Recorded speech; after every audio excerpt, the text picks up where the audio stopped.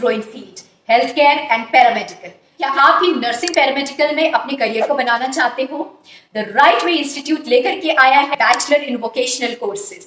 फिर चाहे आप किसी भी स्ट्रीम से हो, साइंस, कॉमर्स या आर्ट्स, ये 3 साल का डिग्री कोर्स है। जैसे कि bachelor in MLT, bachelor in operation theatre, bachelor in radiology, bachelor in dialysis.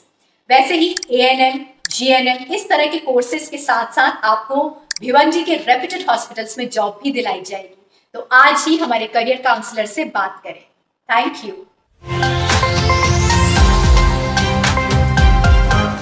Bhiwandi corporation commissioner Ajay वैद्य का एक ऑडियो क्लिप सोशल मीडिया पर वायरल हुआ, जिसमें उन्होंने कहा कि पहले टैक्स भरो तभी सुविधाएं मिलेंगी। भिवंडी कांग्रेस पार्टी की पूर्व महिला अध्यक्ष रेहाना अंसारी ने कमिश्नर को कॉल कर शहर में त्योहार के मौके पर भी गंदगी की शिकायत की और कचरा साफ करने की मांग की, जिसके जवाब में कमिश्नर ने कहा कि पहले आप अपने लोगों को टैक्स भरने के लिए कहो, तभी सुविधाएं मिलेंगी, मुफ्त में काम नहीं किया जाएगा। इस ऑडियो क्लिप के वायरल होते ही नागरिकों में आक्रोश देखा गया कि कॉरपोरेशन कमिश्नर इस तरह की टिप्पणी कैसे कर सकते हैं। नारपोली पुलिस ने गोदाम से 6 लाख रुपयों की बैटरीज चोरी करने वाले 2 आरोपियों को आखिरकार अपनी गिरफ्त में ले लिया। कुछ दिनों पहले ग्रामीण में मौजूद गोदाम को आरोपियों ने नकली चाबी से खोला और अंदर रखे 72 बैटरीज चोरी कर दी, जिनकी कुल कीमत 6 लाख रुपए बताई जा रही है। पुलिस ने इस मामले में सीसीटीवी की मदद से मशकूक आरोपियों को गिरफ्तार किया, जिन्होंने अपना गुनाह कबूल किया और पुलिस को उनके पास से 72 बैटरीज भी बरामद हुई। भिवंडी तालुका में एक शख्स ने 6 साल के बच्चे की गला दबाकर हत्या कर दी थी, जिसे आज गिरफ्तार किया गया। बताया गया कि आरोपी मृतक बच्चे का रिश्तेदार था और बच्चे की बड़ी बहन के साथ छेड़छाड़ कर रहा था, जिसे बच्चे ने देख लिया था और मां बाप को बताने की धमकी दी थी। इस बात को छुपाने के लिए आरोपी ने 6 साल के बच्चे की हत्या की और पुलिस को गुमराह करने की साजिश रची। लेकिन पोस्टमार्टम रिपोर्ट के आधार पर जाँच करते हुए पुलिस ने आखिरकार आरोपी को गिरफ्तार किया।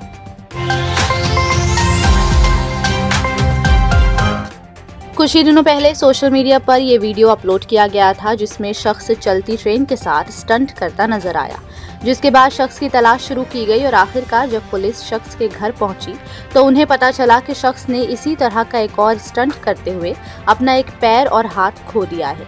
शख्स ने कबूल किया कि सिर्फ लाइक्स और व्यूज के लिए उसने इतना खतरनाक काम किया और सबसे अपील की कि कोई ये गलती दोबारा ना दोहराए।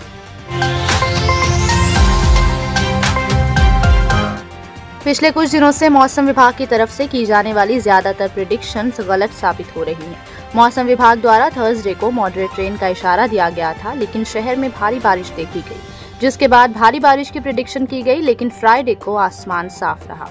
इन गलत प्रेडिक्शंस की वजह से लोगों के रोजमर्रा के कामों में दिक्कत पैदा हो रही है, क्योंकि ज्यादातर लोग वेदर प्रेडिक्शंस देखकर अपने कामों को शेड्यूल करते हैं।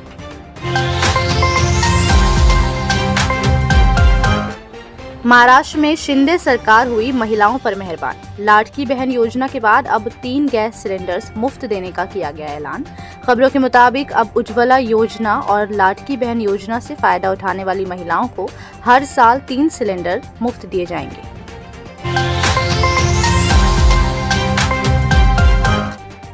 पालघर में एक मालगाड़ी के 4 डब्बे पटरी से उतर गए। बताया गया कि 2 दिनों में ये दूसरा हादसा हुआ है जिसमें ट्रेन के डब्बे पटरी से उतरे हैं। इस हादसे में कोई जानी नुकसान नहीं हुआ।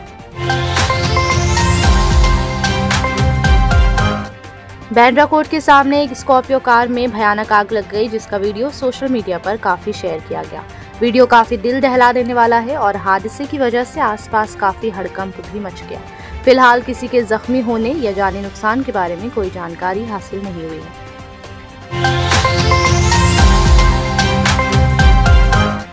बीएनसीएमसी में एडमिनिस्ट्रेटिव रूल लागू होते ही एम्प्लॉयज का ट्रांसफर का खेल शुरू हो गया है। कभी सैनिटेशन इंचार्ज को डिपार्टमेंट हेड बनाया जा रहा है, तो कभी ज्यादा रिश्वत ऑफर करने पर उसे ही 2-3 डिपार्टमेंट का इंचार्ज बना दिया जा रहा है। एडमिनिस्ट्रेटिव रूल में ये ट्रांसफर और पोस्टिंग मानो एक बिजनेस बन गया है। जिसने जितना चढ़ावा चढ़ाया, शाम तक उसे उसके मनपसंद डिपार्टमेंट का चार्ज दे दिया जाता है। पर इन सब कालाबाजारी और रिश्वतखोरी के धंधे में इनएलिजिबल और इनकम्प्लीट एम्प्लॉयज को इम्पोर्टेंट पोस्ट मिल जाने से शहर के विकास में रुकावट बढ़ जाती है। अगर सोर्सेज की माने तो इस काम के लिए बाकायदा एक रिकवरी इंस्पेक्टर को अपॉइंट किया गया है। हर डिपार्टमेंट में 1 महीने में ट्रांसफर हो जाता है, जिसकी जितनी बड़ी बोली उसे उतना क्रीमी डिपार्टमेंट सौंपा जाता है।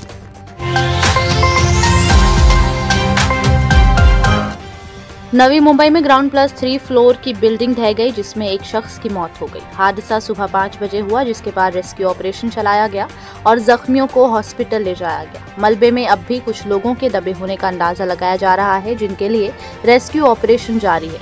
हादसे के बाद बिल्डर के खिलाफ सख्त एक्शन लेने की बात कही गई।